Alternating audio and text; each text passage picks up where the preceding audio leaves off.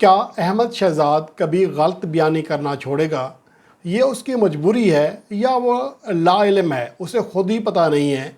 लगता ऐसा है कि जब उनका क्रिकेट करियर अपने अख्ताम को पहुंच रहा था तो किसी ने मशवरा दिया कि टीवी पर आ जाओ, थोड़ी शोहरत दोबारा हासिल करो, रीगेन करो, यूट्यूब चैनल बना लो, तो शायद आपका घर का जो किचन है वो चलता रहे।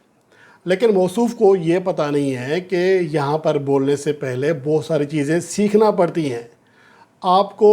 ठीक है, बहुत सारे ऐसे साफ़ी हैं, हमारे दोस्त हैं, वो भी इस तरह ही करते हैं, जो मुंह में आया बोल दिया।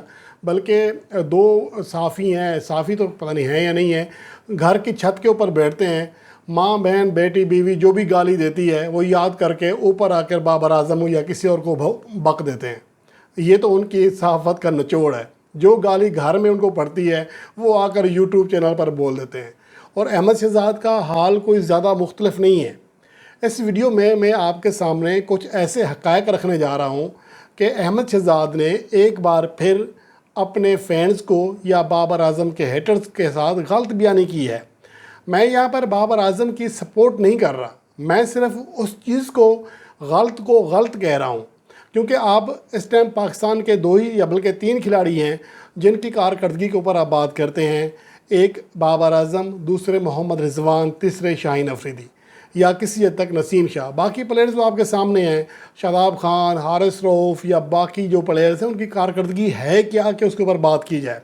या फ़खर ज़मान कह सकते हैं, फ़खर ज़मान की परफॉर्मेंस में उतार चढ़ाव ज़रूर हैं, लेकिन वो कभी कभार ऐसी वर्ल्ड क्लास परफॉर्मेंस देता है जिसकी शायद कोई तवक्को भी नहीं कर रहा होता।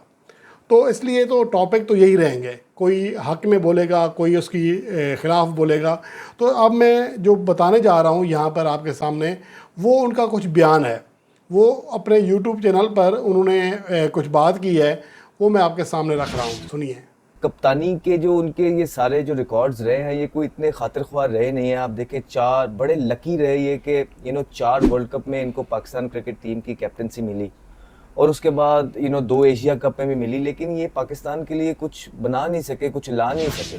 2 एशिया कप, उनमें से एक बार फाइनल खेला और दूसरा जो एशिया कप ख़राब हुआ वो सबको पता है कि 2023 का वनडे एशिया कप किस वजह से मसले का शिकार हुआ था। अब आ जाते हैं T20 world cup. 2 T20 world cup में कैप्टनसी की, एक में तारीख़ में पहली बार पाकिस्तान टीम नाकाबिले शिकस्त रहते हुए सेमीफाइनल में पहुंची और सेमीफाइनल पाकिस्तान ऑस्ट्रेलिया के हाथों किस वजह से हारा वो आपको पता है। और उसके बाद अगला वर्ल्ड कप पाकिस्तान फाइनल खेला। पाकिस्तान तारीख़ में सिर्फ 2 ही बार ऐसा कर सका है कि लगातार 2 ICC T20 वर्ल्ड कप के सेमीफाइनल्स खेला हो, 2007 2009 में या फिर 2021 2022 में। बाबर आज़म के अलावा एक भी ऐसा कैप्टन नहीं है जो आपको लगातार 2 इवेंट के सेमीफाइनल में लेकर गया हो। तो आप कह रहे हैं कि नहीं जी वो उसकी परफॉर्मेंस कुछ नहीं है, वो ला कुछ नहीं सका। क्या ला के दे आपको? आप बोलते वो ला के ले आता आपके लिए। उनकी क्रिकेट खराब होती रही। बाबर आजम कप्तान तो रहे, लेकिन उनकी जो बैटिंग है उस पर बहुत डेप आता गया, बहुत प्रेशर में जाते गए और इनकी कप्तानी के टाइम पे ना सिर्फ पाकिस्तान कुछ जीत सका, ग्रुपिंग के बहुत ज़्यादा सिनेरियो सामने आए। अब ये बिल्कुल नई बात कर रहे हैं कि उनकी कारकर्दगी ख़राब होती गई, उसके ऊपर मैं आता हूँ। लेकिन ये जो ग्रुपिंग वाली बात की है, इनको ये शर्म तक नहीं आती है कि पहले कहते थे कि रोटी गैंग, दोस्ती यारी, अब कहते हैं ग्रुपिंग हो रही थी। भाई ग्रुपिंग तो तब हुई ना जब ये शाहीन अफरीदी दामाद बने शाहिद अफरीदी के, जब टीम में या ज़का अशरफ चेयरमैन PCB बने, 2 साफ़ियों जो उनके एक तरह से टाउट हैं, उनके बेटे के साथ मिलकर वो प्लानिंग कर रहे थे किसी तरह शाहीन अफरीदी को या किसी और को, इवन के इमाम उल हक को तैयार कर रहे थे कि उसको एज ए कैप्टन ले आएँ, यानी कि बाबर आज़म से जान छुड़ाएँ। तो उसके बाद ही सिनारियो हुआ। उससे पहले तो ग्रुपिंग के बजाय आप उल्टा ये कहते रहे कि टीम के अंदर इतनी तो यारी दोस्ती है, यारी दोस्ती चल रही है। पहले यारी दोस्ती कह रहे थे, अब कह रहे हैं ग्रुपिंग है। तो बाबर आजम की अपनी अपनी परफॉर्मेंसेस भी जो हैं वो कोई इम्प्रूव हुई नहीं जब से वो कप्तान बने थे। कि बाबर आजम जब कप्तान बने थे उससे पहले सारी जो उनको सपोर्ट मिलती, जब बाबर नए नए आए थे, कप्तान से, कोच से, सिलेक्टर से, इनमें पोटेंशियल था और इनकी जो छोटी छोटी शॉर्ट कमिंग्स थी हर फॉर्मेट के अंदर उसको इग्नोर किया गया, इस वजह से कि ये टाइम है बाबर आजम को आज अगर हम सपोर्ट करेंगे तो उसके बाद Babar Azam will pay of. Country के लिए अच्छा करेगा। लेकिन जब उसका इम्प्रूव करने का टाइम आया अपनी चीज़ों को, बाबर आजम को आपने कप्तान बना दिया और वो कप्तानी की दूसरे ही झमेलों में पड़ते चले गए। अब यहाँ पर अहमद शहजाद कह रहे हैं कि कैप्टन बनने के बाद उनकी कारकर्दगी में निखार नहीं आया। कौन सा निखार चाह रहे थे? अब ये तो बात मुझे समझ नहीं आ रही। कोई ब्यूटी क्रीम दे देते उनको, तो क्या किस तरह का निखार? अगर कारकर्दगी की बात करें तो इन मौसूफ को इतनी अकल नहीं है कि थोड़ा रिकॉर्ड ही देख लें कि कल को कोई भी आईना मुझे दिखा सकता है कि मैं इतना झूठ बोलता हूँ। अब मैं पहले टेस्ट फॉर्मेट की बात बताता हूँ, ज़्यादा मैं लंबा नहीं करता। पहले 16 टेस्ट मैचेस में उनकी कोई सेंचुरी नहीं थी, 8 फिफ्टियाँ थी। फिर उसके कप्तान बनने से पहले थोड़े अदाद शुमार बेहतर किए, एवरेज 30 से 42 तक गई, 5 सेंचुरियाँ 17 फिफ्टियाँ की। लेकिन कैप्टन बनने के बाद उनकी एवरेज 50 से ऊपर चली गई, 4 सेंचुरियाँ 11 फिफ्टियाँ की 35 इनिंग्स में। पहले 61 इनिंग्स में 5 सेंचुरियाँ की थी, यानी कि हाफ के लगभग इनिंग्स खेलकर और सिर्फ एक कम सेंचुरी की। उसके बाद जब कैप्टनसी लूज़ की है तो उसके बाद तो उनकी कारकर्दगी बेहतर होनी चाहिए थी, लेकिन आखिरी 10 इनिंग्स में 190 रन कर सके हैं, जिनमें कोई 50 नहीं है, 20 से कम उनकी एवरेज है। और उसके बाद ओडीआई कैरियर में आपके सामने है, एज ए कैप्टन उनकी एवरेज 60 की थी और बग़ैर कैप्टन के वो 54 की एवरेज रन कर सके। स्ट्राइक रेट भी एज ए कैप्टन बेहतर किया, सेंचुरियाँ बनाने की जो एवरेज है वो भी कैप्टनसी में बेहतर हुई। 42 इनिंग्स में 8 सेंचुरियाँ 17 फिफ्टियाँ की।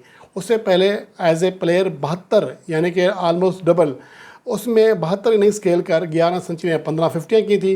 T20 फॉर्मेट में भी ऐसी ही सूरत हाल है। आप यहाँ पर देख लें कि कप्तान बनने से पहले उनका स्ट्राइक रेट 126 था, सिर्फ 10 फिफ्टियाँ थी, कोई सेंचुरी नहीं थी। और अपने कैरियर की तीनों T20 इंटरनेशनल सेंचुरियाँ अपनी कैप्टनसी में बनाई, 23 फिफ्टियाँ की। एवरेज ज़रूर कम हुई लेकिन स्ट्राइक रेट बेहतर हुआ। तो ये चीज़ें हैं जो मुझे समझ नहीं आती हैं। और साथ साथ ये भी कह रहे हैं कि आईसीसी इवेंट में अगर परफॉर्म नहीं करेगा तो क्या फ़ायदा। अगर इस तरह का है तो T20 वर्ल्ड कप 2021 का टॉप स्कोरर कौन था? अभी जो world cup T20 world cup गुजरा है, ठीक है कम रन से, लेकिन पूरे बैट्समैनों को, जो आपके चहेते बैट्समैन हैं, सब में ज़्यादा रन्स किसके थे? बाबर आजम के थे। 2021 में पूरी दुनिया में T20 वर्ल्ड कप में सबसे ज़्यादा रन्स उनके थे। ठीक है, एशिया कप, वर्ल्ड कप 2023 और उसके अलावा वर्ल्ड कप 2022 उस तरह शानदार नहीं गुजरे। लेकिन मैं ये बताता हूँ, ये कह रहे हैं कि अगर कोई खिलाड़ी आईसीसी इवेंट में परफॉर्म नहीं कर सकता तो वो किस काम का है? तो फिर अहमद शहजाद किस मुंह से कहते हैं कि मुझे पाकिस्तान टीम में मौका दिया जाए, मैं दोखा कप नहीं खेलूँगा क्योंकि मैं बड़ा प्लेयर हूँ? बड़े प्लेयर कैसे हो? वर्ल्ड कप के 12 इनिंग्स में सिर्फ 2 फिफ्टियाँ की हैं, और दोनों पता किसके खिलाफ हैं? एक अफ़गानिस्तान के खिलाफ और एक बांग्लादेश के खिलाफ, जो कि 2015 तक बहुत ही छोटी टीमें तस्वर की जाती थी। 22 की एवरेज है, किसी बड़ी टीम के खिलाफ कोई 50 नहीं कर सके। एशिया कप में एक सेंचुरी एक 50 है, दोनों ही बांग्लादेश के खिलाफ, किसी और टीम के खिलाफ बड़ी इनिंग्स नहीं खेल सके। आईसीसी चैंपियन ट्रॉफी में एक इनिंग्स खेली थी, 12 रन किए थे। T20 वर्ल्ड कप में 9 इनिंग्स खेली हैं, एक सेंचुरी और एक 50 है, दोनों ही बांग्लादेश के खिलाफ हैं। किसी बड़ी टीम के खिलाफ वो 30 रन से बड़ी इनिंग्स नहीं खेल सके। तो आईसीसी इवेंट्स में खुद आपकी ये कारकर्दगी है। तो इसको देखते हुए मुझे तो हैरानी होती है कि अहमद शहजाद आखिर कब बड़े होंगे, कब ये गलत बयानी, झूठ, मकरू फ़ेल, ये कब इनसे निकलेंगे? ये मुझे समझ नहीं आती है कि भाई आपकी बात रिकॉर्ड हो रही होती है। जब आप यहाँ बात करते हैं तो कम से कम थोड़ा होमवर्क कर लिया करें, थोड़ा सच ही बोल लिया करें। अगर आपको वाकई कोई पता नहीं है, इतने लाइलम है, या आप यकीन करें मुझसे आप पूछ लिया करें, मैं आपको सारे स्टेट, सारे रिकॉर्ड बता दिया करूँगा। लेकिन कम से कम अपने जो आपके व्यूवर्स हैं उनके सामने झूठ तो ना बोला करें, इतना तो कम से कम ख्याल कर लें। आप पाकिस्तान के स्टार रहे हैं, पाकिस्तान टीम में खेलते रहे हैं, कि कल आपको ये इज़्ज़त ना हो जाए, लोग आपको झूठा और इस तरह का मक्कार कहें। तो उससे बेहतर होगा कि आप थोड़ा होमवर्क करके फिर बोला करें।